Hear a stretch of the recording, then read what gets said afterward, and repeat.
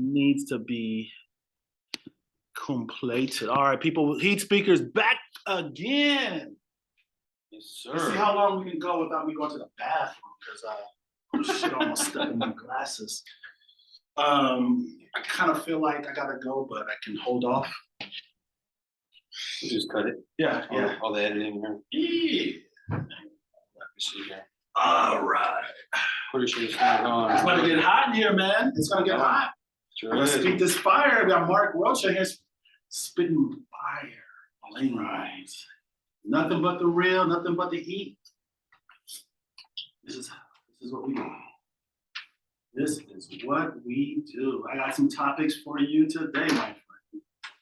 Because you know what's interesting? I'm not a talker, but I think over the years I found myself talking a lot more. I just, you know what I mean? Like, I don't know. I've never been just type of person that just talk. But I guess me being in this business, it kind of forced me to out that shell. Plus the nature of this show, that's what we want. We gotta get fire. Speak heat. No rules. And you know what? Structure. I brought today, bro. Because we spit so much, like you spit flames on the last episode. I think you spit flames. You guys haven't checked out the last ones. The clips, they're all over Facebook, Instagram, TikTok. I'm trying to get my boy into a TikTok page. You know. Oh, that's live. Yes, live. Yeah, I'm gonna resuscitate you on camera. Whoo, man. TikTok, yes. Gotta get on there. So speaking of the flames, I had to bring the fan because we get hot. The heat that comes out. Burn this place down.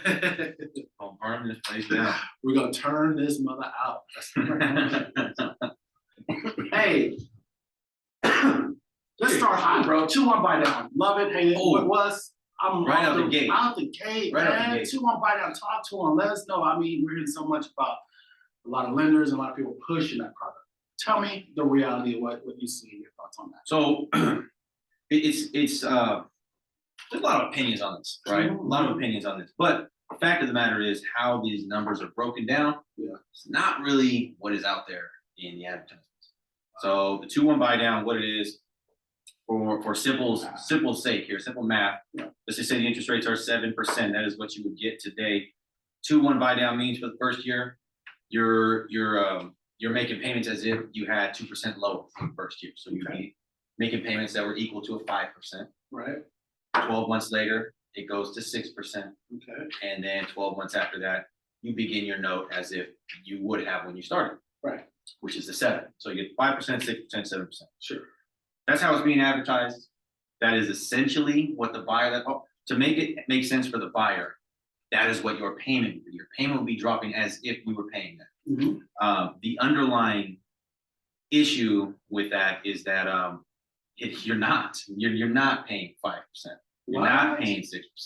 Well, that's what's been pushed out there. Yeah. And told, and I mean, I know there are some definitely some good points about that product, but that's why we're here, man, to clarify exactly what it is, make sure that you're getting the best loan, right? Absolutely. So, and again, everybody's got their own opinions on what may or may not happen with the market, and that's where this came from. This came as a solution. This was provided as a solution to where the market was, is maybe going. That's what this is for. So, kind of like last time we spoke about that equity builder, that 10% equity builder. Right. It was meant to be a solution. Turned out really wasn't a solution for much of anybody at all. But this is a solution for the market that we're in. So, what really happens is you make the same payments. You keep your 7% every single year in a 2-1 buy down. What they tell you is that you will have a 5% and you'll make payments as if you got a 5%, but you will not. The seller credit is pretty much covering the portion of that payment that you would have made at the 7%. So that loan is still amortized as a 7%, meaning that in 3 years, you will have paid X amount towards your principal, X amount towards interest. You do not have a 5%. You're just making a payment as if you did. It will be no different. So that credit is really covering the first couple of years. That's it. And I think I had somebody ask me one time, well, can the buyer just do it? Can I just do it myself? Can I pay my 2-1 buy down? Can I do it myself if the seller's not giving me any credit? And what did you say to that? Why not? All you're doing is making the payment up front. That's all you're doing, because what the sellers are doing, they're covering what the monthly payment would be. Sure. So an easy way to break this down is if we had a 7% loan or 7% interest rate on a $400,000 home purchase. Yeah. Then you put 5% down, so we're looking at 380 is the loan amount, 380,000. Mortgage payment 3,200, right? With homeowners insurance, and now this is just an example. Sure, Easy sure. math, 3,200. If the rate were 5%, your mortgage payment would be 2,700, right? So there's $500 right there, $500 swing in monthly payment with two interest rate percentage points on your loan. So in a 2-1 buy down that first year, you're going to make the 2,700 payment instead of the 32. It makes you feel like you have a 5%, but that extra $500 savings every single month, that comes from the credit that the sellers give you. So they're just paying. Wow. It would be no different than if I sense. bought the home Sure. at a 7%, didn't do the 2-1 buy down, and rented out one of the rooms for $500. Same thing. Exactly the same. Got Exactly it. the same. So it's amortized that way, and it's pushed out that way. And again, there's nothing wrong with it. I mean, getting seller credit from somebody, yeah. What if they did the 2-1 buy down and then maybe the second year they refi? If the rates go down, So like hopefully they do. Well, they will at some point for sure. At It's some just point a they matter will. of when, it how is. deep a recession we go, all that. A lot of factors. Absolutely. So that is the exit strategy for this 2-1 buy down. Temporarily pay less, not a lower interest rate. You just temporarily pay less. And then if the rates come down, which I believe that they do, I believe that they will, at a much short or much quicker time than waiting 2 years. You know, when this thing goes back up to your 7%, the goal, the exit strategy is to be out already, is to refinance right out of that into a fixed rate that is lower, right? You know, so that's the exit strategy. But that's assuming that that's the way that the market's going. And again, I believe that it is. Yeah. So 2-1 buy down, not a terrible idea. But if you listen to what I just said right there, I believe that it is. Sure. What do I know? You know, and what does anybody know? You know, So it could be a little bit misleading if someone's presenting this to you, and some lenders may be presenting it as like, oh yeah, 2-1 buy down, this is going to be your rate. You know, you have a 5%, and it's going to go. But in reality, you're still around a 7 or whatever that is. It's just you're just paying somebody's helping you a out. smaller, low rate for a couple of years, because that's coming from the seller's credit is really the one that's giving you that little leeway. And I don't have a vendetta against 2-1, but for me, I've always been more of the, you know, I want, you know, this, especially if I'm getting seller credit, somebody else is paying for it. Right. Give me something fixed forever, you know, until the end. So I would rather use those funds for me to One buy second, to buy down. let's pause there, because Okay. that's an awesome topic. I don't want to miss it. Okay. I just want to do something real quick. Accidentally. This will be cut out. It got cut off. It was all cricket. I accidentally pulled it. Oh, I see. I pulled the computer and kind of got off angle, so I just want to be centered a little bit. Are we centered? You centered? You centered? Go on, you can go over if you want. I know That's good for this one. Okay, cool. Okay, you're good. But okay, go ahead. So is there something that you would recommend as opposed to a 2-1 buy down for a buyer? Would you recommend another product, or Honestly, doing something else? if you wanted to buy it, just buy the rate down. You're gonna get the savings because, okay, like I was saying, you have a 7% anyway. Okay, that you are paying that 7%, even if you're making 2,700. Right. Payment should be 32. That extra 500, that's not. So the way that loan is being paid to the mortgage company, they don't care who's giving them 3,200. Okay, so 27 is coming from you, 500 is coming from the seller in that credit. They're still going to take their 7% interest. They're going to take the amount of interest as if it was a 7% loan, even though the buyer, the homeowner, is paying what they believe is a 5%. They're not. You're still paying 7% on that. Yeah. So but if you instead use that seller credit to buy down your interest rate fixed as much as you can with $9,000, $10,000, $11,000. You have that same payment. Now, at the same amount of time, 3 years on the 2-1 buy down and 3 years on an interest rate buy down, you're going to have a lower principal balance on the fixed buy down. Okay. Now again, this is assuming that the interest rates do not come down, because obviously if they come down, you're gonna. Sure. But you safeguarded yourself in case that they don't by just locking in the lower fixed. Sure. Yeah, that's fire, boy. You're gonna refi anyway. You're gonna refi anyway. You assume that it's gonna come down and you're gonna get out of this 2-1 buy down. But you just don't know. I do it. Use the seller credit, take the monthly savings down, pay more towards your principal balance, because you're gonna have a lower fixed interest rate rather than a 2-1 buy down. And then if the rates drop anyway, you didn't pay for the lower rate. The seller did. Yeah. The seller did. So when you're going to refi anyway. It doesn't make any sense to roll the dice on a 2-1 buy down. Just take the savings right now. At least for me. Gotcha. Yeah. No, that makes sense. I just present the information. I let the buyers choose. Let the realtors choose. And that's really how it is. It's really not a 5% in this market. It's not. Right. Interesting. Well, that's good to know, man. And people need to know that because it's just a lot of people are just kind of confused. There's a lot of talk out there, a lot of different loan products, but the key is talk to your loan officer, a good one, and just get all the facts to see what's the best bet for you. But that's legit, and really clarified a lot, that people were confused about because there's a lot of misleading information that we don't know what's real and what's not. And again, everybody's situation is different. So if somebody's looking to just finance this thing for 2 years before they they only buying because they moved to town because they went to college here and they plan on going back home. They're going to sell in 2 years, and I mean at that point, take $500 less a month. Right. Do the 2-1. So it's really just dependent upon everybody's situation. But as long as you know exactly how it works, that's all I care about. Right. Know exactly how it works. Know the fine print, and then make the decision that way. But the way I keep seeing it all, it just kind of irks me a little bit. Yeah. It's not a 5%. It's not a 5%. It's not a 5%. You are at a 7. Best credit too. And actually, what's interesting is just a week from now, I believe the Fed is going to increase the hike. So we're looking at another potential rate increase for mortgage rates, right? Potentially. I mean, nothing's directly correlated between those two. Right. The panic and hysteria tend to make it go the same way. But if you look back at the last time that they did hikes, mortgage companies baked it in early. They increased those interest rates to meet what they believe the rate increase was going to be. And then for a week or two after those increases happened, they slowly started to tick back down. Because it's just the way it goes, man. It's just so there's a lot of things a lot of factors, a lot of variables that affect what exactly is happening in this market.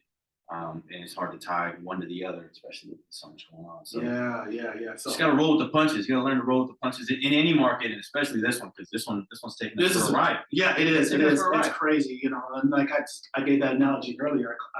I kind of look at the market right now. There's just a lot of buyers on the sideline, like a football field, right? A lot of people are just on the sideline and just watching the market, just kind of waiting. If something comes up good and affordable and makes sense, they'll jump back in the game. But for the most part, a lot of people are just waiting, man. Just kind of like coach, waiting for coach to put them in the game. But until affordability gets better. So another little thing I could think, what do you feel there's any relief for the future, at least for this year? Like, how does this look like?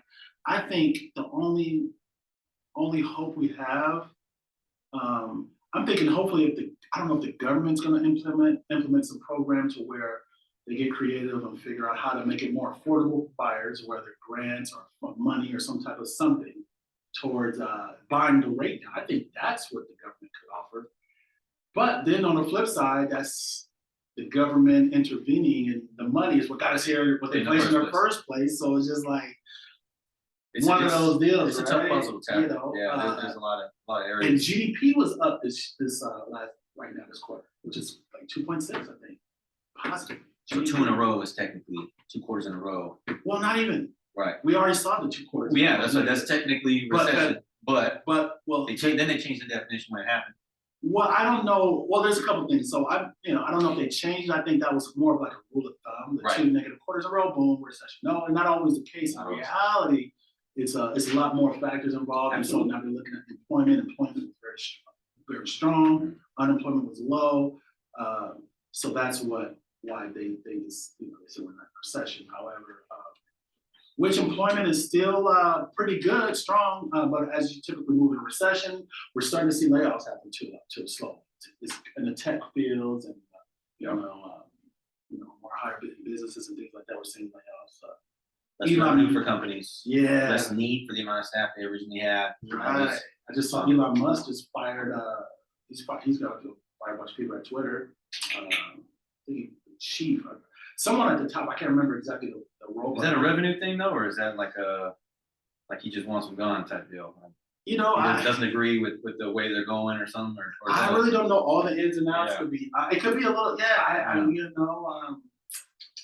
he's a smart dude. You know, there's rumors that he did buy a little high, but you know, who am I? I'm not a stock guy. I really don't know all the numbers Same, like that. same. But I'm just going off of what people are talking about. But we'll just have to wait and see. You know, I mean, he believes in Twitter, so you know, we'll see how that ends up. You know, as far as that. But man, you know what I was going to jump into real quick. I got to throw this topic out there. We never talk about it. It's a hot one. Political views. I'm not political at all. But what is your what do you, I don't like, I'm not a big political person, let's say that. But I do have I'm more like in the middle, more I guess they call it a moderate, I guess I just learned that term, but what's your take on politics? Love it, hate it, don't care, right, left, middle, So they all suck. But I don't know. You know, to be honest, and I kind of carry this mindset and mentality into everything. Is that there's a lot of things in this world that you cannot control, and as much as we would like to believe that we can control what happens up top, Sure. it eventually trickles down to us because hey, that's the circle, that's the one I voted for, or that's the I said yes to that Yeah. prop or whatever. You know, it starts up there, and the idea is that you know it trickles down and it affects us. Now, when and how long, at what cost? Yeah. Who knows? Right. We don't have control of that. So one of the things that I always tell myself, and it pertains to politics, is that there are about 1,000 plus things that I can control in my own household right now. Sure. And there's a million things that I can't control outside of it. The biggest impacts in my life are going to come from the things that I can control immediately.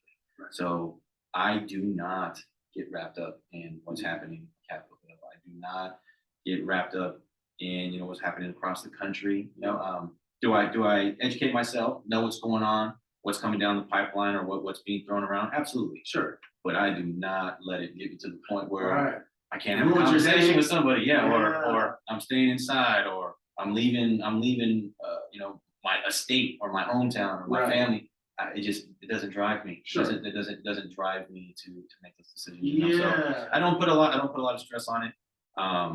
Yeah. If it makes sense to me, it makes sense to me. But and honestly, Doug, I had this conversation the other day, and listening to other people, it just makes it's like, you know, it's interesting because I think a lot of reason our country is in the situation it is because you got two opposing sides. When you got two completely different sides, no one's agreeing. You just end up with like no one really not much getting done. You know, because you got one saying one this way and one saying this way. But realistically, you know, there's a lot of people that, well, at least especially in my case, you know, there's some things with the Democrat policy I believe in, right, and some I don't, and then there's some on Republicans I believe in. But the thing is, it's like it's almost like a cult. You know what I mean? I look at it like almost like a game. You know, like Christian blood. This is really no different, not too far from Christian blood, right? Because if you're raised a certain way and your family is like say Democrat and that's all you know, you're just going to go along with everything the Democrats got, whether you know everything they offer and all the policies they push and this and that. You're just going with it just because that's who everybody's rolling with.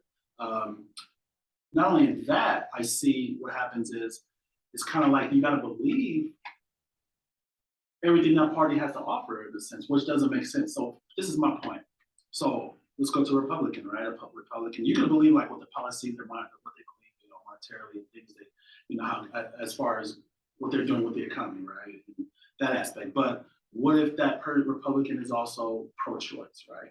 So it's like, well, I believe a lot of the things Republicans say, so I'm gonna be a Republican, but at the same time, you know, there's some beliefs there that I'm more on the left side, you know. So there's a little bit of each, right? And then also too, I noticed that in the way I consume news, if I do look, you know, at, you know, political news, which I don't watch a whole bunch, but I'm watching both, man. I feel like getting your news from CNN and Fox, that'll pretty much give you a much fuller picture. Because the average person who's a Democrat, they're just focusing on CNN. You know, Republican is watching Fox, and like, you know, even talking to my mom one day, I was like, Mom, because she's especially when a lot of like COVID, a lot of stuff was going on every day. And she's diehard CNN, and I'm like, hey, you ever, what's going on Fox News? What are they talking about? And the reaction is just like, oh, I'm not gonna look on that. I don't care. All they're doing is bashing. So it just shows how like it's kind of interesting. Like, people like they won't even look and see what's going on, or listen to the other side. So I think that's key. People are not willing to take time to even hear people out to see if it makes some kind of sense, regardless of the party. Yeah, And that's, I think, a big issue is, people put the party first where it should be, let's figure out the best outcome. How can we put it together and work for the best cause? I think on top of that too, just to make it even more confusing. That was for fire, people. though. I think fire. I think to make it even more, make it even more confusing for people is that you're talking about following or watching one station over the other. Mm-hmm. Is believing that those are the only two ways to view it. I mean, those are. It's not. I mean, you can agree with nobody. You can agree with your own. Yeah, you can have. So, and when you hear a story come from one side or the other, both of them may be wrong. They still may not be the full story. And Right. it's just it's just there's so much, man, that goes into people's thinking and their logic and what they see and how they absorb it, what it does for them.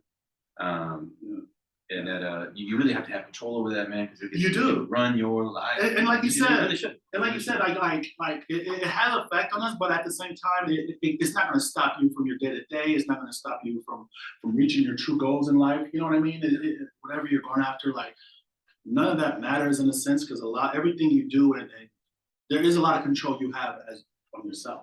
We have control over a lot of things that happen in our direct life. So, but there are some things, that do affect us outside of that, politically wise. But a lot, even that, is more local politics. Like what's happening in our community, what we're trying to get. What are we fighting for there? Mayor. Even so stuff like that locally affects, I think, more as far as the grand scheme of bigger picture of the president. And so is the wallet book. The wallet checkbook. Yes, that's really what it comes down to. Is how's this going to affect? Like, just real quick. Yeah.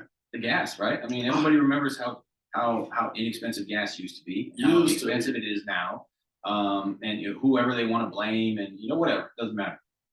If it's $6 a gallon now, and it was $3 a gallon back then, right. We're looking at $3 per gallon increase. Yeah. Okay. If you got a 20-gallon tank like I do, or actually mine's a 30 in my truck. Yeah. So times 3, that's $90 more. Sure. Right. Sure. To fill that up, $90. Mm-hmm. Okay. Mm-hmm. So $90 more to fill that up. Fill it up once a week. That's $180, $360 for a month, right? So we're talking about that's a $4 grand, mm-hmm. $4,400 for the year. That's that just it. So if I went and made more money, would it matter if I did $4,400 more a year? Right. Nobody really looks at it that way. Like, what can I control? I can't control the gas prices. Right. I can't control that. I can control my income. I can control my spending. I can control my daily habits. Right. Maybe that Yeah. No, 100%. And that's why I try not to really, I just broke it down. $4,500 is ruining my life. Is making me hate somebody who chooses left or right, or I can't sit at the table with my family for Thanksgiving because of $4,500. And I think a lot of times people get caught up in, it's easy to get caught up in political ideologies and policies because it's easy to blame. It's like, okay, they're the reason I'm in the situation. It's like, as opposed to looking at yourself and saying, like, okay, what can I do to better myself? I can make money. Yeah, it's more expensive. It sucks. But okay, well, that means I need to just work a little harder or make a little bit more money on the side. Mm-hmm. What can we cut down? What can we, things like that, to where it's going to affect you, but at the same time, it's going to make it a lot easier for you to buy.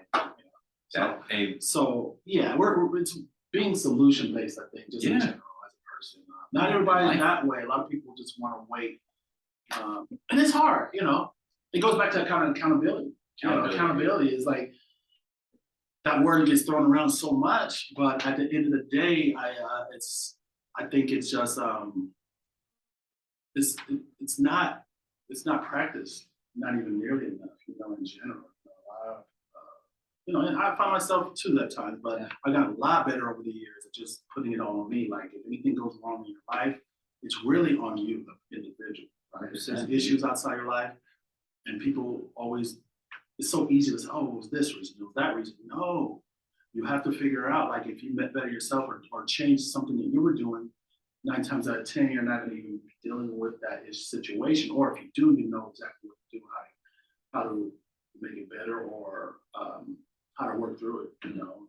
But yeah, it always starts with us, you know. Yeah, I I believe like, just about everything, man. I mean, there's some things, you know, you're driving down the road and well, that somebody, you know, hits you. I mean, what right. could you have done? You can't know, do anything that's not about on that. you. You know, there's select things that, Right, but majority of the things right. There's that things. we're dealing with, the problems that we have, are daily things, or whatever we're procrastinating about, we're putting off. Yeah, Man, yeah. if people would just hold themselves accountable, but that takes a certain level of self-awareness, It discipline. does. It That does. is, you would never master that. You will never master No, this. no, no, You just no. always try to get You always better try to at get that better, every single day. right. And the first thing is being conscious of it. I think Right. that's more important. Just knowing that, you know, that is a fact, you know, and then every time a situation happens, you know, your first thing is, you know, we react a lot of times. You gotta, you know, because emotions make a lot, you know, if you don't have discipline, you just react, and whatever happens, happens. And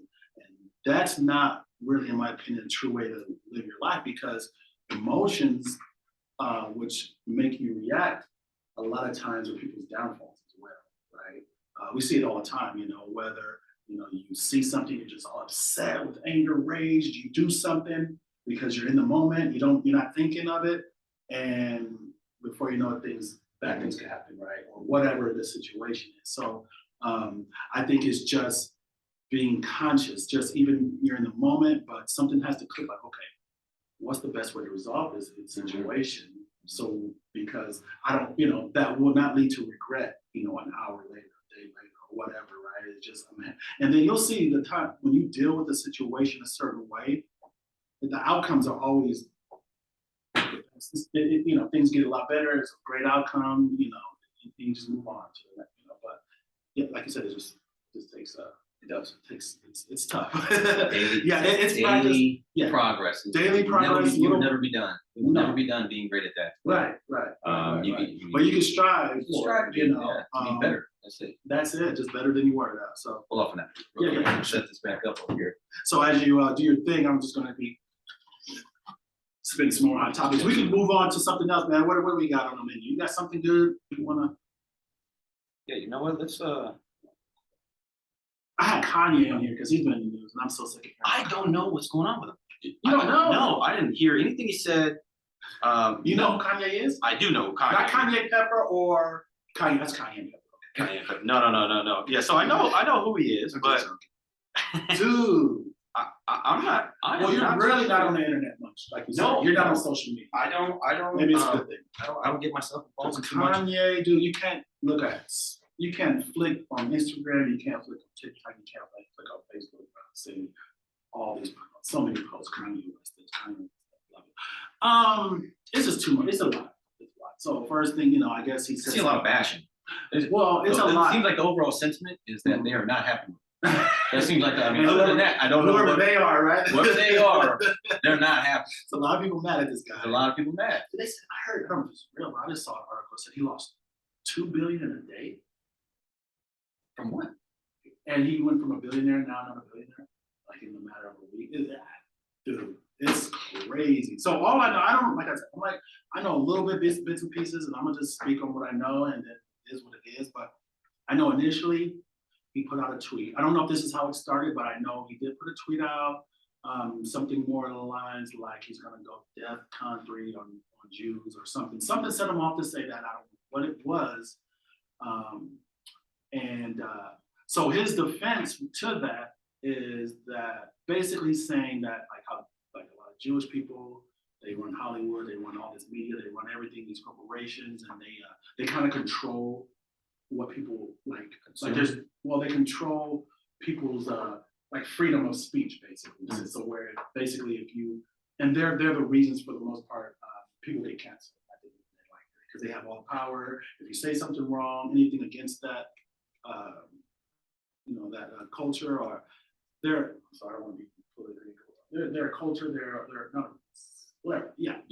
They're as a people. If you say anything wrong against them, then basically you're gonna be bashed, you're gonna be canceled. So So he did just that, is what you're saying. So he did it. I don't know what set him off to say that. And so also he goes on to say too as well how black he can't be anti-Semitic because historically, blacks, if you go back in time, blacks were, Jews, from that whole. If you look up, what Semitic, the meaning of Semitic, kind of describes people that look like that originated in Africa, Moors, and all that. So that's where his defense is, so that he can't be discriminated. So that was one aspect. Then it's just a lot of things going on. So I think the main part is him offending the Jewish people population and how that canceling speech. And it's kind of interesting because everything he said, I mean, he does say some crazy stuff, and it's sad because he's even let everyone know he's bipolar, so we should take that into account. And a lot of the stuff he says, we should kind of just like ignore, but people don't want to ignore it. But everything he didn't say actually is coming to fruition, and he's kind of proving a point, and it's coming real. Like he's lost his sponsors. He's like Balenciaga dropped him. I mean, he's lost like Adidas dropped him. Like we're seeing a lot. He's losing things every day. All the backing and support and sponsors, and even I guess he had and I guess I don't know if he had a management. He was managing these athletes, professional athletes or something. He had like a, what do they call it? Like when you manage athletes. Anyways, they were jumping off. So basically my point is, yeah, so everything he's saying, like it's kind of true, like to cancel him quick just from that one comment, and he's losing all so it's just kind of interesting. It sounds like a pretty offensive comment. Yeah. And he said DEFCON, so he said he was responding. So I mean, I'm not quick to judge. I mean, it does sound that way, but I think I'm a big believer in getting all the facts before making a decision, which it doesn't happen in society. Unfortunately, people rather just reply, make comments, build a decision, make a decision, a case, just on one maybe clip of a video or one little thing, and they think they got the whole picture, and now they have an opinion formulated, which I don't think is always fair. You gotta have the whole picture. How did it start? What happened? And go from there, and with context too. Yeah. Context. Well, or mind blowing thought here. Or you don't need to have an opinion. And I feel like in this society, everybody's got an opinion. Everybody. I almost posted something on my Facebook earlier today, and it's nothing political, but it's about all of this hate and slander that I keep hearing and seeing. I'm a big sports fan. Okay. What's your team? My favorite sport to watch. My favorite sport to watch is NBA. Which is not. NBA. I mean, I love NBA more than football, more than everything. So I love NBA. That. Yeah. I'm a baller. Sacramento Kings. Oh, no way. Yeah. So long time, bro. Long time. What? When did you start with the Kings? Before you get, I know you got a great point, but I want to because I never knew you were a Kings fan. Yeah, Kings fan. So let me see. When did you start? I was born in '90. So I was born in '90. I was playing Kiwanis basketball. It's a league out here. Hold on, let's stop. There's so much going on. 90, bro. 90. So I'm 32. I graduated in '93. Okay. Anyway, I'm old. I just don't know. Getting late then, man. Your bedtime then, Rich. I put the big game on. Oh, you could have it down. Is that what it is? You got the big game on? Gotta wrap up my knees. For the podcast? Yeah. No. Okay, so born in '90, playing Kiwanis basketball. I was 11, 12, 13. Okay. That's 2001, 2002, 2003. Okay. I mean, who got cheated out of that game playing against the Lakers? It was the Kings. We're talking Mike Bibby, Vlade Divac, Doug Christie, Chris Webber, Bobby Jackson, Payne Stojakovic. Oh man, go on, say it. That was my team. That was the White Chocolate. White Chocolate. That's who Williams? They were playing team ball. They got beat out by a couple of superstars. Now those superstars are Shaq and Kobe. Right. But those years, that was phenomenal. I love that team. We would go head up with the Lakers and He killed us. You a Kings fan? I just said that I was a Kings. That's how I started. You questioning me? I didn't know that you were a Kings fan. No, that's what that's why I was like, man, I'm a Kings fan. Man. Well, like I said, I started back then. Like you said, really what got me a Kings fan. I ain't gonna lie, Jason Williams, bro. I seen him play, and Webber too, of course. But when the things he was doing, I was like, oh, this guy is the realist, right? And then they, it's the team. Like, and I seen those dudes one year, Bobby Jackson, maybe, maybe Christie, but they were in the Palms in Vegas. I was in the Palms because the owner of the Kings, I don't know if he still does, he owned the Palms or had something to do with the Palms versus a hotel in Vegas. And I was there and they're just hanging out, man. Just Bobby Jackson was sitting there shooting guys or whatever, but that was my little fan. Fan. But go ahead, you were saying though? Right. So I mean, those were, I like the team ball, man. Oh, I love it. I liked watching the Warriors when they were coming up because they were playing team ball. It was this small ball, pass the ball, everyone touches the ball, somebody drives, penetrating dish. I like that. I don't like ISO. I don't like to watch that. It's not, I would watch and one tapes, if I wanted to see that, so it's not my preference. So that's why I'm with a team. I did not know that choosing them at that point in my life was the last time they were going to the playoffs. But man, it's been, I think we're already on 4 this year. Dude, good team just can't finish. My whole beef with the owners of the Sacramento Kings from day one, from very big, but back then, right? When we were fans and they were going, even when they got rid of Jason Williams and brought, I'm like, dude, they do not keep their stars at all. They're so quick to let their good players go. Over the years, like they just all started getting traded or falling off. It's like, I don't know what it is. Like, I don't know if they, I don't know. They don't appreciate their star players, but it seems like they trade them like whatever. They don't care or whatever. So, or if they keep one, they don't build around them. There you go. They wasted DeMarcus Cousins' best years. That's what I'm saying. Like they'll have them for a few years. I like that, and they'll just get nobody around them. Or what? It's not a 1 versus 5. You can't be 1 versus 5 out there, right? So, so I don't know, but I'm not going to lie, man. Over the last few years, I mean, I've been watching the Kings, but I haven't been a super fan. Like we haven't missed much because their first round pick 3 years ago was playing very well, Tyrese Halliburton, and they traded him away. Wow, traded him away. Now he's in Indiana, doubles every night, almost triple double the dude. And I know you're a Kings fan, bro. Kings fan. I'm gonna see if I get some tickets for my cousin. Let's go. My cousin now works with the Kings. She was a baller at Long Beach State, and now she's been working with the Kings about a year. So she does. I know she does. She went, I think, for physical therapy or something like that, help them out. But I don't know if she's doing that, but she's doing something along those lines. I believe. But she's there. She sees them every day. She working. With them. Man, look at the tickets, cousin. Let me get some season passes around here. But even so I'll see. I'll reach out. To my her brother is who I usually talk to most. But man. See what we can do. Yeah, see if we can get to the game. Prior to that, you were saying something else. Yeah. So I was talking about NBA, and it really it's just a player in the NBA, So he's getting all this hate and slander, from these spoiled Laker fans. Sorry, I shouldn't say that, but from these Laker fans. Russell Westbrook. Okay, Russell Westbrook, and you can attribute this to any topic, any political party, anything. Yeah. Okay. So there are so many opinions about him and his level of play and his dedication to the team and all this that people have as if they're in the house with him every single day, as if they're at practice, like another water break, he's taking another water break. Right. That's 100%. He's not 100%. Right. That's how they have these opinions, these comments. Right. I just don't understand it. It's that I don't understand. It's like that backseat driver, bro. It's that backseat. It's like you got all these opinions and things, but you really don't know what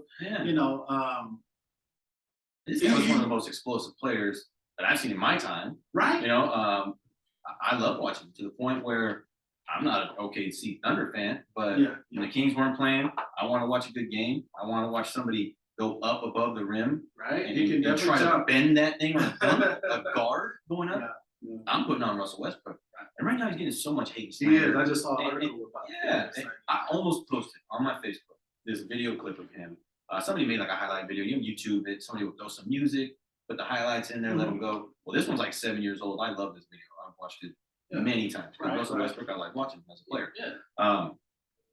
So I was gonna post that and just start with NBA player and then rotate to that idea of zoom out and back up and calm down. Like there's really no reason to have all of this anger, hate, all of these negative opinions about things that don't bother you. You know what I mean? Like it shouldn't bother you that much. To be writing things like that, to be saying things about his family, about is, you know, like about I his didn't catch that. dedication. There's so much. Really? So They're much. rational like that? Yeah, I mean, I'm trying to figure out. I mean, so like I said, I haven't been following NBA too much this year. It's been crazy busy, but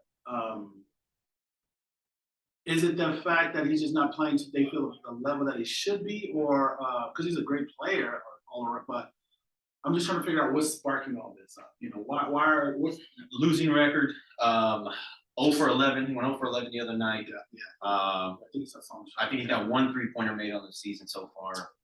I mean, all of these are not the marks you're looking for, Right. but this is one of the most dynamic players. You know, I mean, Mr. Triple Double. So can he score? Obviously, he could. Right. In this, is it the system? Is it him? Is it not? Because I still see him out there hustling. Right. I mean, he's busting his ass up and down the court. I saw this one clip where they were talking trash about Westbrook. He shot a 3-pointer air ball. I saw him say some air ball. So right? He shot from far back though too. That entire possession. Okay, so somebody shot before him. He hustled to the ball, rebounded it, dribbled, got it to Anthony Davis. Anthony Davis drove, went, put the ball up, threw up some wild shot, hoping to get a foul. It was coming back down. Russell tipped it out to his teammate, ran to the line. So he kept the ball alive again in the same possession. Kept the ball alive, got the pass back, dribbled, passed it to another shooter. They missed. And so he is not electing to shoot. He probably knows in his head, my shooting is not there. It's not like there like it was. But how can I impact the game? I can hustle. I can keep these possessions. And he's doing that. And eventually nobody else can score. So he takes a shot, air balls, but there's no difference from the rest of the team. I just don't understand the hate for him. I don't understand it. I think some of it attributed, I think, is to when people they see a star or whatever, then they got all these big high thing goals and they hold them so high to where like no human could possibly live up to their what they think this person should do, like never miss, like always, maybe unrealistic standards, I guess per se is what they're that can be part of it, but at the same time, yeah, you're right. It's easy to sit on the side or in the back seat per se, and just they're not doing this or you should be doing this, but at the end of the day, man, just like when Iverson was like, practice. What we talking about? Practice. They're all up on Iverson, right? But it's like we're talking about practice, and this dude is freaking, probably had the most points and led his team, so far. But so at the end of the day, you just can't let that get to you because at the end of the day, right? Most people wouldn't even do a quarter of what that person can do, or even attempt to try to do what they can to get to that level. Right? So I just look at it that way. Yeah, and that's what really should be appreciated. In these guys, not just sports athletes, but anybody in your life. Anybody in your life, they are superior to you, passionate about something, way superior to you in one thing. In the field, in one certain area. Yeah. You should be looking at Westbrook like, how does he get up and give 100%, 110% every single game, every play, every minute he's in? He is hustling. Yeah. Shots not there. But and also too, you gotta understand too, bad news travel fast, and people and bad news or bad things is more exciting to talk about. And that's really what it is. People just want stuff to talk about. Someone said the other day, which is the realist, people were just average person just don't have a lot going on in their own life. Right? They don't have a lot of excitement. There's no excitement. There's nothing. So what they do is they look at these celebrities, they look at these athletes, they find reasons, like the Kanye thing. They just find reasons because they have nothing to do. They're at work bored, so they're like, let's just make all these crazy. It's something to talk about, and it's entertaining in a sense, which is definitely not beneficial. Entertaining on behalf of someone else. Yeah. So. Just put that microscope on the wrong things. Right. Like we'll get, once this podcast takes off, we're going to be bashed. We're going to hear things, but it is. Yeah. But the good thing is that there's some lenders saying he's wrong about the 2-1 buy. Yeah, they're going to hate on that. What an idiot. Yeah. Put it in the comments, sucker. Put it in the comments, man. I'll be happy to work the math out with you. Put it in the comments. Yeah. But it's all good. That just means they're looking, they're watching, they're paying attention. Yeah. Your voice, that person has a platform. He has a huge stage he's on. You guys, and if they see this person They see that person they're talking bad about in person, they're gonna probably act like a little girl, a teenage fan. It always happens. You know what I mean? It Like always all happens. that goes away, all that stuff they're talking about, the negativity that goes out the door. Like, oh my gosh, they're here, and Yeah. now you're all excited like a fan. But you know, what do you do? What do you do? You know, Man, I take positives from these guys, man. Like on that 0-11 shooting night, the reporters had asked him in the back, like, yes, how do you think I he didn't did? see that. Yeah. What happened? He just didn't make one shot. I mean, he was all over the court, but Mhm. didn't make one shot. You know, never so have good days, man. it's a bad day. Perfect. I'm about 0-11. Maybe that's a really bad day. But just from his response, I can already tell that he's gonna go back and he's gonna work on the shot. Because I mean, that's just I can just tell. So the reporter asked him, like, what do you think about your performance tonight? He goes, solid. I was running everywhere. I was doing all I can to help my team win. And that's what he said about his performance. And people were knocking him for saying solid. Like, I think I played solid. He said that about himself. And I don't think people take it. They just hear that. And Right. Like, what is this clown doing? Yeah. Really, which that should be appreciated. How can somebody can have just a shit night, right? And everybody's talking about him. And in his head, I gave my best. And I'm going to do better. And I'm going to get better. Because that's the only way you get better is having that mentality. You start eating into all this stuff. Yeah. Oh man, you're gonna have the rumble in the jungle again. He's gonna hop over the fence or hop over the first row, Right. like Ron Artest. Oh man, knocking some of you guys out. 100%. So you gotta give them props just on the mindset. Exactly. The mindset That's that's strong, man. That's to be admired. Yeah, exactly. Most of these guys under the bright lights. Right.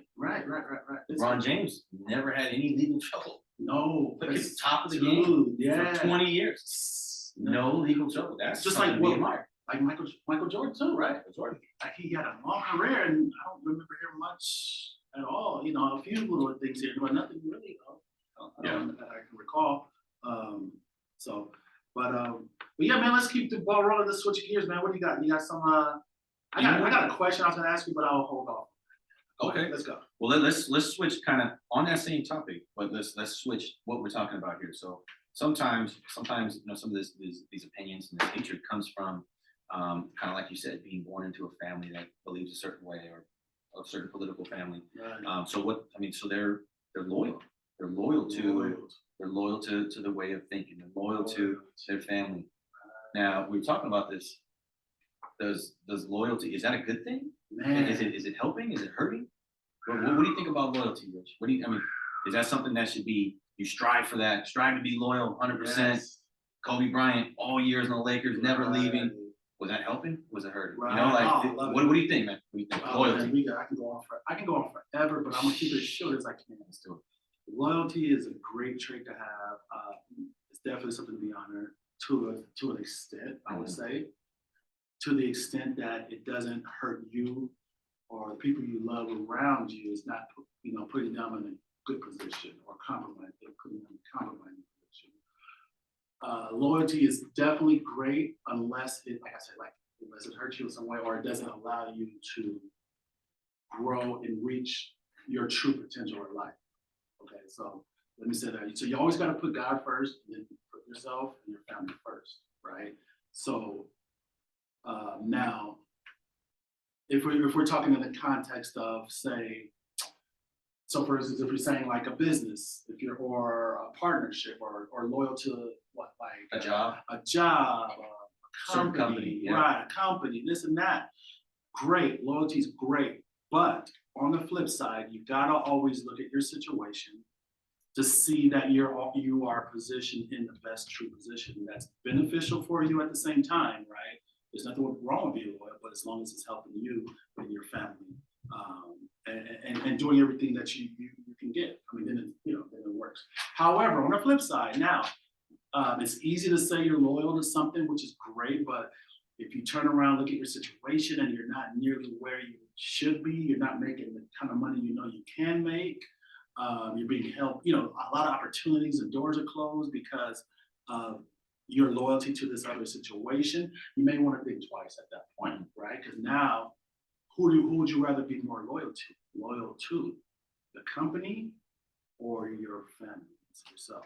So that's where I look at it. That's the divide. So you have to choose yourself and your family first over everything. In that aspect, you got to do what's best for your future and your family at the end of the day. So that brings me to, we did have a conversation earlier.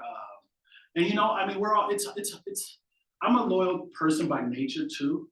And that's why, I recently moved to a different company. I started off with a great friend of mine for many years with that company. But it came to a point where it was just tough, man. I just had to, I'm a super loyal person, and that's why I stayed really long, like most of my career, I would say to date, I've been with this other company, I would say, since I first got licensed, I would say,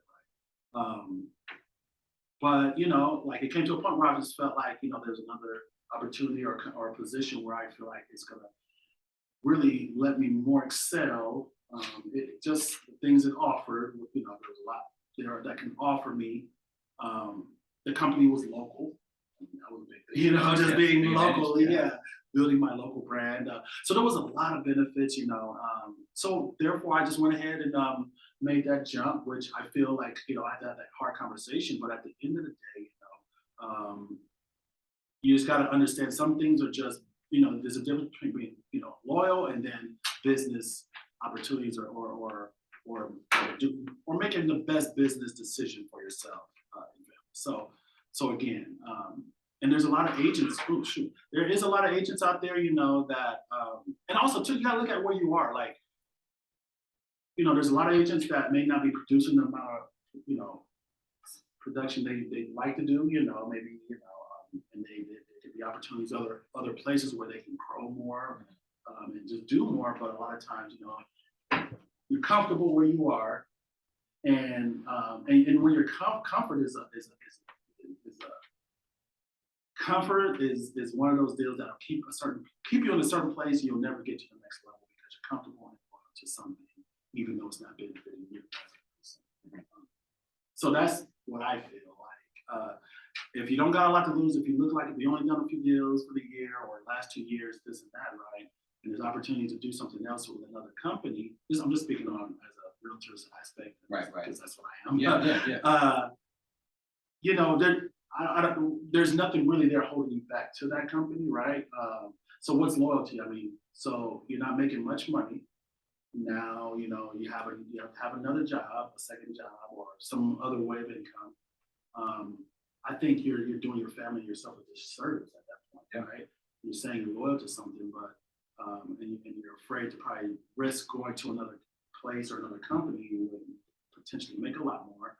But look at what you're doing now. Is that really something worth losing, or saving if you've only done a couple of deals, whatever the situation is? There's not a whole bunch to lose in that situation, right? So you just got to make that decision. So that's my little take on it. Yeah. But you see it all the time. A lot of people, it's just one of those deals. What's your take on loyalty, man? I have loyalty tatted on me as well. Do you? It's in Chinese lettering. Got it done when the Chinese lettering was big, and they told me it says loyalty, and I'm just gonna roll with it. I don't read it, I can't read it, but that's what they said the symbol stands for. But okay. But yeah, by default, I'm very loyal, just instinct, just naturally. But at the end of the day, you got to put yourself and family first and do what's best for you. Soapbox off, hot. That was fire, bro. Good answer. It's a good answer. Because for me personally, I don't think that. I don't know. Just for me personally, I think anybody who's living their life, doing the things that they want to or striving to, should constantly be evaluating whether that be where they're at physically, like living, where they're at in their career, where they're at in their studies, where they're at in their fitness level. Doesn't matter what it is. I feel that every single person owes it to themselves and the people that they love to constantly be evaluated. 100%. Which could potentially make loyalty a bad thing. Because if you evaluate yourself and you're like, well, I'm not where I want to be here, and here, all these categories. In this one category, I'm excelling. All these other categories, I'm not. And if your loyalty is keeping you at a job that is limiting these, or if your fitness level is limiting these, then you probably shouldn't remain loyal to Jack in the Box. Right? You probably shouldn't remain loyal to that 9 to 5 that is just eating away at your dreams. I mean, you should constantly evaluate where you're at, decide whether or not this is the right path for me. And if you got to move, you got to move. And it's tough. It's really tough to do because you don't want to offend nobody. You don't want to bite the hand that feeds you, so to speak. If somebody's been helping you out, and then all of a sudden, oh, what do you mean? What do you mean you're leaving? Sure. After everything I did for you, like you don't want to strike those. That's at the a same selfish time. response, It in is, my opinion, very. for that person. And Because that's just affirmation that you're doing the right thing. If you get a response like that, congratulations, you're doing the right thing. So nobody should be thinking like that. it just kind of clicked right now that is more selfish on that person who would have an issue with someone leaving when they're seeing they're trying to get to another level. It's tough, right? But the best thing you can do is wish them good luck and all the well, man. Yeah. That's what I believe, because it's like, who's to say this is not the end all be all? You don't want, I never want, you don't burn bridges, right? So you can leave at good points and just leave the door open, right? Okay, cool, I get it. You want to go all express, boom, do your thing. I'm here, you need me, man. And that's it. And keep it moving. Like, so it goes back to also too, that person not putting themselves in a position where they're dependent on someone to be loyal to.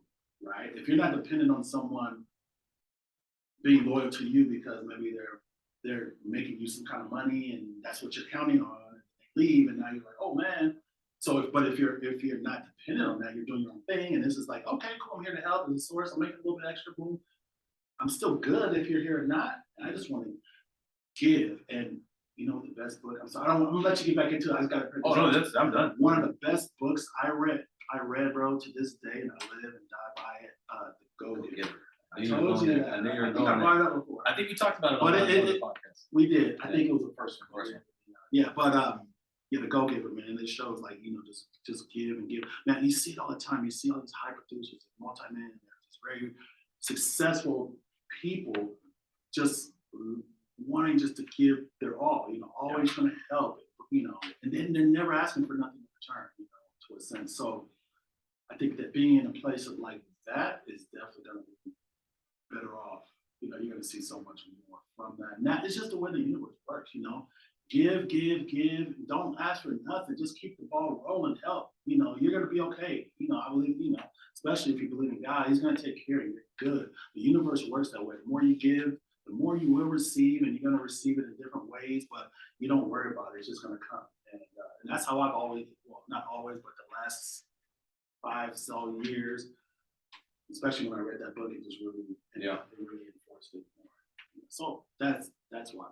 I'm actually pretty excited to get to that point where I can help more and give more. I'm excited to for me individually to grow my team.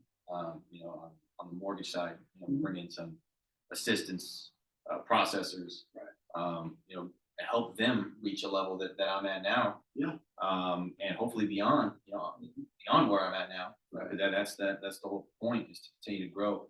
And I'm excited, man. I'm excited I don't know who's going to be coming on when I'm ready to hire. I don't know who I'm going to run into. Yeah. I don't know what kind of personality they're going to have, but they're going to be growth minded, and when I see them grow and hit marks and teach them as much as I can, to watch them go, I'm excited, dude, to see pictures of them at Disneyland because they can now afford to go. I'm excited. See where they started to where you've been. I'm excited, man, because that's like an extension of me, right? I mean, that's going to be, it's going to that's a display of what is Mark capable of as a leader, because if you never really, bet on yourself or go and try to build something, it's tough to take a stab at leading if we're never really in that position. So, and if you're working for a company, if they don't feel that you're a believer or a leader, they don't believe in you as a leader, then you'll never get that opportunity. But when you run your own business, I mean, you can make that decision every single day. Yeah. So I'm excited about that. No, it's about giving and leading and seeing the difference.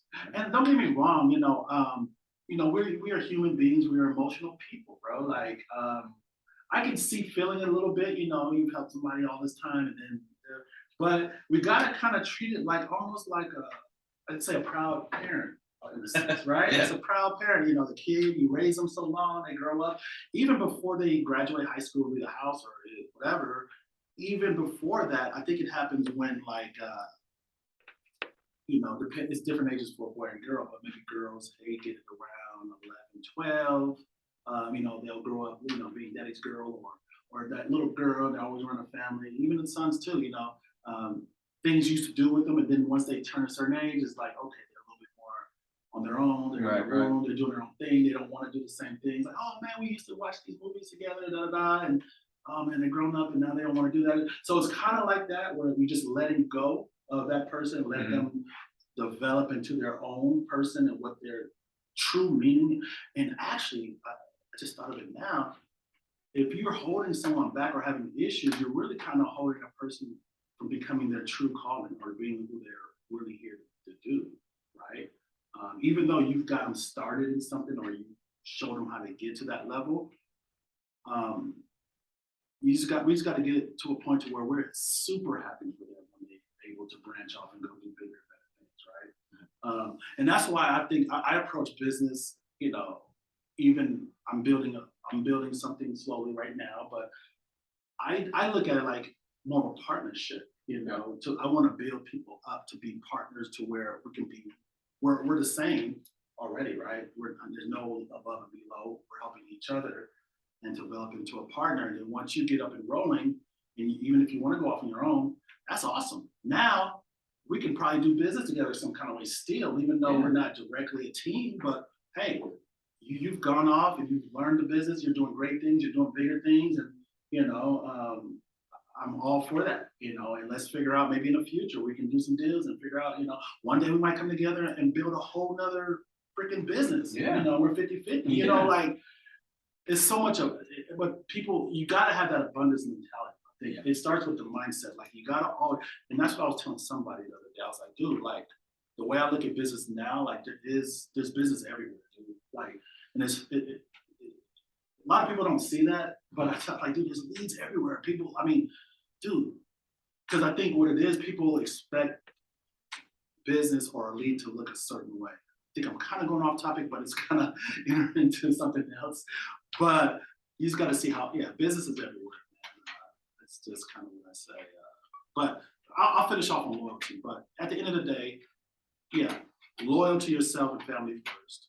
Loyal to God first, then your family, yourself and family. That's first. Company, jobs is secondary. You want to be as loyal as you can. It's not letting you get to the next level, or you're still struggling. You might want to think something else. Yeah, that's it. Hot heat, baby, fire, boy, fire. Heat speaking. Cool off. All right. There you go, man. There you go. Yeah, man. Did you want to carry on that? Did you have something else? Add or no? You good on? Yeah, no, I keep things as simple as possible, man. Right. I keep things as simple as possible, just so myself, I don't get confused on my way to think, on my way of thinking. So the simpler a concept is, somebody can make it, the better it is for me, in my mind. Yeah. Once all these different levels start getting in, I start I start seeing all the contradictions, and then I just need simple concept. So when I speak on something, I just keep it simple. Yeah, that's it. Simple and it's clean cut, bro. That's it. It is what it is. Let's tackle one more topic, bro. And then we can probably call it part 2, man. Let's see what you got. What you want to throw at? You got what do you guys like to talk about? Make sure you guys tune in and do these comments and all.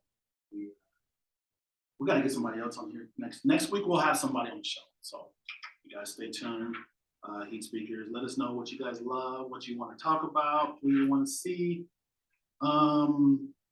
Let's say this. I kind of want to give some inspiration to people. I always like this topic, unless you got something new on this. Sure. Because I think there's a lot of people out there is looking for something else, right? Working for themselves, self-employed business. Everybody has dreams of that. I say let's give them the hard side of being self-employed, the downside. There's a lot of good and upside, but what are some of the challenges you think that come with being self-employed?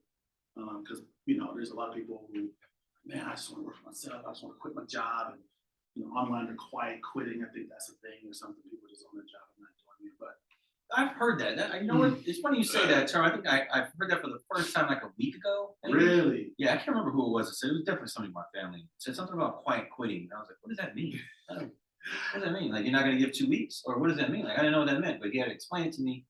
And how did he explain it? Like bare minimum work, like just doing what you like doing what you do and do your 8 and hit the gate. Is the way he put it, Sure. you know, so you just show up, whatever you do what you got to do to not get fired, Right. and then just go home. Nothing Yeah. more, nothing less. That's kind of what I feel. I don't know if there's a true definition, but I think it's kind of more along those lines. Like, yeah, you just do the bare minimum. This is what I think on that. If you're gonna do the bare minimum on your job, well, you need to really figure out what it is you truly want to do and where you're headed, right? So now, I'll give my own personal example of, I guess you can call it quiet quitting when my job I was on last, like especially the last couple of years when I was doing my real estate, schooling, doing the credits and units and trying to get my license. I did a lot of that at work. I can say it now. Sorry. Yeah. So that could be a form of it. Even though I was doing my job, I was just, doing whatever, and I was focusing on my studies, just trying to get that completed. But I was working towards something else, right? And Right. eventually working my way out. That's perfectly fine, but do your job. Though, you still want to get whatever you need to get done. Don't piss your boss off. But at the same time, there's nothing wrong with working on another thing if you can at your job. Like, if you got a job to where it's like you really got to focus, and it's like it's one of those really, like I don't know, whatever your job is, your cross guard, whatever. Like, you can't be doing something else and people get hit. But I'm just saying, like, But as far as I don't know, it's crazy. But my point was like, so a lot of those people too that are doing that, a lot of people have dreams. Like I just want to work for myself, start my own business. Da, da, da. It sounds good. Yeah. People got all these fantasies. Oh, working self-employed, man. I just wish I could do that. Tell me your experiences. So some of the downsides, I guess, the hard parts.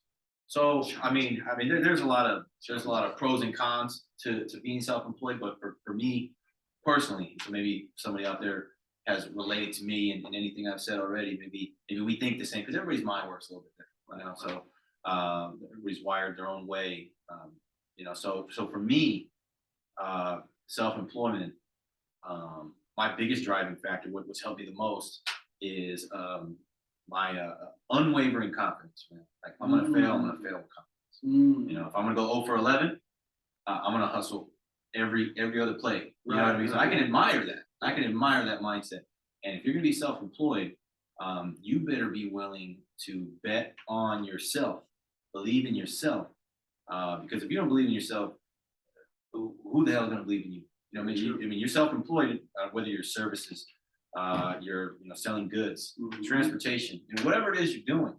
Right. If you don't believe in yourself, who the hell is going to believe you? So you need to have a level of confidence about yourself, a level of belief that you're going to make it, or maybe in your head you've already made it. Right. When you believe in yourself to that level, you're going to settle for nothing less. And being self-employed, building a book of business, and whatever it is you're doing, building a book of business does not just come to you. You don't just clock in, clock out. So that's the toughest part. But it's a pro for me because that feeds directly to me. That feeds that is who I am. I've always been that way. Like it don't matter. Self-motivated. Someone tells me, "Oh man, I'll kill you in bowling." Oh, okay. And we bowl, and I throw gutters, and I don't even crack 100. You better believe I'm gonna be bowling for the next month straight. And we're gonna bowl again. Right. You know what I mean? Because that's just a competitive. You gotta be ready. And you gotta be ready to take lessons, not losses. Right. Because when you take losses, a lot of times you beat yourself down. Right. Self-employed. You gotta take lessons, not losses. Take lessons, not losses. Because if you let a lot of this stuff beat you down to where you don't even believe in yourself, self-employed business owners, it can be very, very tough for you. Right. You gotta be very strong-minded. Yeah. Very strong. You can't, it's a lot of ups, a lot of downs. The downs is what gets most people what they can't turn back. I've been faced with times so down and early, like to where I was like, man, I don't know if this is, but you gotta figure out how to snap out of that quick and You do. Right back on the saddle and just You know what? One thing I thought of too as well. Waking up every morning is underrated as far as a self-employed person. Walk with me. Let's check this out. So think about this. Shit's going horrible in your business that day. You had a crazy day, Kind of. right? You got all kind of fires, and fires meaning you got people mad at you. You got things are falling. Deals are Everything's about to crack. Yeah, fall and out, and nothing's going right.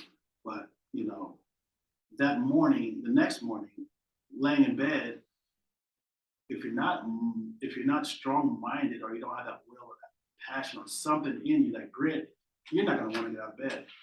Period. What's gonna make you get that motivation to get back in the game, knowing you're faced with all this drama, turmoil, just all you gotta call people and break bad news. You gotta deal with some more bad news. You got deals falling through. You gotta figure out how to repair them. It's just so you can. That early morning is one of those like you really gotta just fight through it. And there's times where it's like shit. Damn, for a split second, like damn, I'm just gonna just like F the day, right? But nope. I wish I could pass the buck. Right, but no, you gotta jump out of bed. You're the Put one. the right, get back up in the game, put your clothes on, and face reality and fight through whatever you did the day prior. But what it does though, it makes us so much stronger, better, lets us, there's so much positive things that come out of that. But on the surface, we don't see it. Once again, it's the fear in your face. Yeah.